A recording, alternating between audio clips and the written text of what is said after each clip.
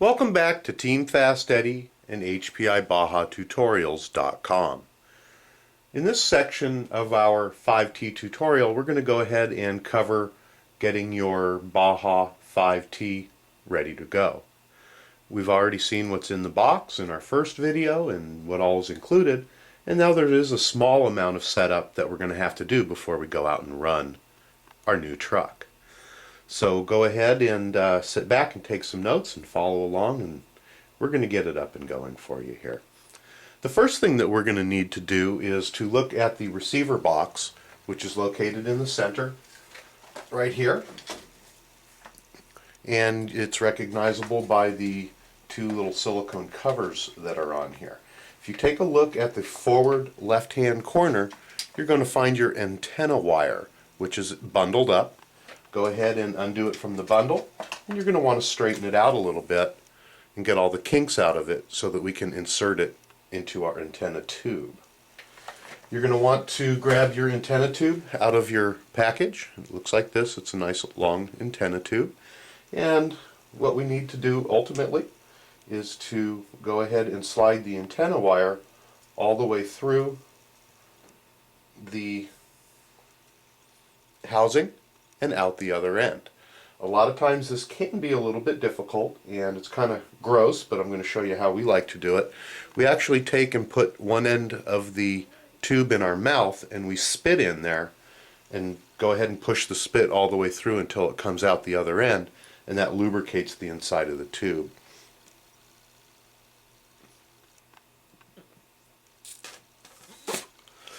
Okay, we went ahead and did that. Going to go ahead and put a little bit of spin on our finger, go ahead and run it up the wire, and it is going to make it a lot easier to put in there. You can use different type of lubricant if you want to, but it's one we all have handy, and it works well. You just little by little going to go ahead and feed the wire up through the tube until it comes out the other end. Pretty easy to get the first portion in, but it does take a little bit of working to get the last few inches through.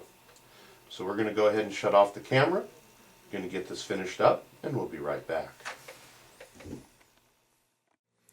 Once you've gotten the antenna wire all the way through the tube, you can grab onto the top of the wire, hold your antenna straight up, and push down on the tube while holding the wire, so that the wire still comes out of the end. And you're going to push the tube down inside this little hole here that's located on the upper left-hand corner of the radio tray. I'm going to see if I can't zoom in on it a little bit here for you so you can see it a little easier. And that would be this little hole right here. We're going to go ahead and push it down in there. If you have a little needle nose pliers, you can grab onto the antenna tube and try not to crush it, but you can go ahead and push it down in there all the way and make sure that it's tight. And that's how we're going to install the antenna tube. The next thing that we're going to do is to charge the battery. And the battery charger is included inside of your kit. Let's get the camera zoomed back out here, and it looks like this. It's an overnight charger. And you're going to go ahead and plug this end into the wall. And then you're going to use the Tamiya connector, which is on the end, and you're going to insert that into the connection area here in the radio box. And to do that, very simply, we're going to lift up on the little silicone lid and get it out of the way. And the connection only fits in there one way. We're going to go ahead and push that in until it snaps shut with the little lever. And we're going to go ahead and let that charge up anywhere from 10 to 12 hours the first time, and approximately 10 to 12 hours each time that you use the car after that. We do suggest and highly suggest that you go out and get an aftermarket charger, and you're going to want to look for what they call a peak detection charger. And it's a lot safer to use, and it is also a lot quicker to charge. This type of battery charger that comes with your Baja 5T does not detect when it's fully charged, and it's always charging when it's plugged in. So if you forget it, you can potentially damage your battery, and it can potentially also catch on fire. When you go to charge your battery with an aftermarket charger, if it has different settings, the battery that's used is a 3000 milliamp 5-cell battery, and it is nickel metal hydride. So at this point, we're going to go ahead and get the battery charged up, and that way we can go out and run our truck. The next part that we're going to revisit here is our transmitter. We're going to go over a few settings and whatnot on that. We'll be right back. The first thing we're going to do with our new transmitter is to put batteries in it. And you can use either alkaline batteries or you can use rechargeable batteries, and it's going to take 8 AA batteries. You're going to go ahead and want to make sure that you have a fully charged set of batteries and that they are put in properly, and it's marked on the inside of the tray how to put them in. And if you put your batteries in and your radio does not turn on, the first thing you're going to want to do is check the orientations of your batteries. The on-off switch is located on the back of the unit right here. We're very simply going to flip it up to turn it on, and we're going to flip it down to turn it off. So at this point, let's turn it on, and there should be a red light indicator right here showing you that the transmitter is on. When you see the light flashing, and I put in a rather dead set of batteries just to show you, when that battery indicator is solid, your batteries are good. When the battery indicator flashes, that means that your batteries are going dead and you either have to replace them or recharge the batteries.